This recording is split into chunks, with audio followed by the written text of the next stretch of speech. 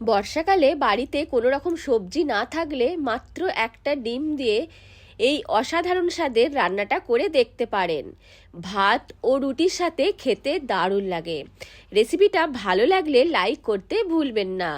এর জন্য আমি একটা পাত্র নিয়েছি, এর মধ্যে নিয়ে নেব হাফ কাপ পরিমাণ বেসন, আর তার সাথে নিয়ে নেব একটা ডিম। বেসন আর ডিমের এই রান্নাটা খেতে কিন্তু দারুণ হয়। প্রথমে এই পাত্রটার মধ্যে নিয়ে নিলাম বেসন। এইবার বেসনের মধ্যে ডিমটাকেও ভেঙে দিয়ে দিলাম পরিমাণ মতো নুন আর অল্প একটু আদা রসুন আর কাঁচা লঙ্কা বাটা। অল্প একটু জল দিয়ে সবকিছুকে ভালো করে মিশিয়ে নেব। এইবার দিয়ে দিলাম এর মধ্যে অল্প একটু জল। সবকিছুকে ভালো করে মিশিয়ে নিচ্ছি। বেসন আর ডিমকে একসাথে ভালো করে ফেটিয়ে নিতে হবে। ভালো করে ডিম ও বেসনকে মিশিয়ে নেওয়ার পর যদি বেশি পাতলা মনে হয় তাহলে আরও একটু বেসন অ্যাড করে দেবেন। ভালো করে মিশিয়ে নেওয়ার পর একটা সাইডে রেখে দিয়েছিলাম। কড়া বসিয়ে তেল গরম করে নিয়ে তেলের মধ্যে বেসন আর ডিমের বড়াগুলোকে এইভাবে ভেজে নেব।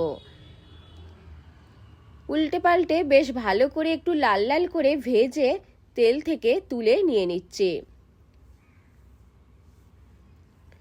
দেখুন বেশ সুন্দর ভাজা হয়ে গেছে, কালারটাও অনেকটা চেঞ্জ হয়ে গেছে। আমি বেশ কিছুক্ষণ এইভাবে নাড়াচাড়া করে মিডিয়াম ফ্লেমে ভেজে তুলে নিয়ে নিচ্ছি। বাকি তেলের মধ্যে দিয়ে দেব অল্প একটু জিরে আর একটা শুকনো লঙ্কা ফোড়ন। কয়েক সেকেন্ড ফোড়নটাকে ভেজে নেওয়ার পর 1.5 চামচ পেঁয়াজ, আদা রসুন আর কাঁচা লঙ্কা বাটা দিয়ে দিলাম। সব কিছুকে বেশ ভালো করে ভেজে নিয়ে পরিমাণ মতো নুন, 1 চামচ হলুদ গুঁড়ো, 1 চামচ লঙ্কা গুঁড়ো দিয়ে দিলাম। সব কিছুকে তেলের মধ্যে দিয়ে কয়েক সেকেন্ড ভেজে নেওয়ার পর একটা মাঝারি সাইজের সেদ্ধ আলু নিয়েছি।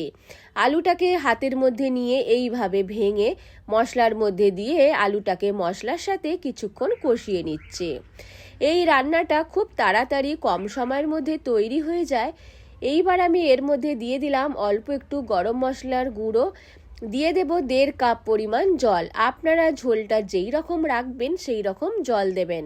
সব কিছুকে বেশ ভালো করে মিশিয়ে নিলাম। মিশিয়ে নেওয়ার পর ফুটিয়ে নেব। আপনারা ঝালটা নিজেদের স্বাদ মতো দেবেন। আমি এখানে 1 চামচ লঙ্কা গুঁড়ো দিয়েছি, আপনারা লঙ্কা গুঁড়োর পরিমাণটা কম বেশি করতে পারেন। ঝোল ফুটতে শুরু করলে আগে থেকে ভেজে রাখা বড়াগুলো দিয়ে দিচ্ছি।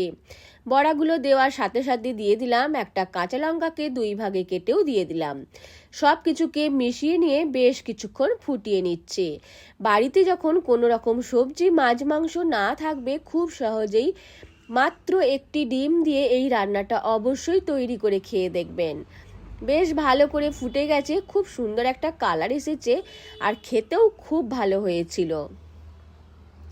ঝোলটা আপনারা নিজেদের পছন্দ মতো রাখবেন। দেখুন কালারটা কত সুন্দর এসেছে। এইবার আমি গ্যাস অফ করে দেব।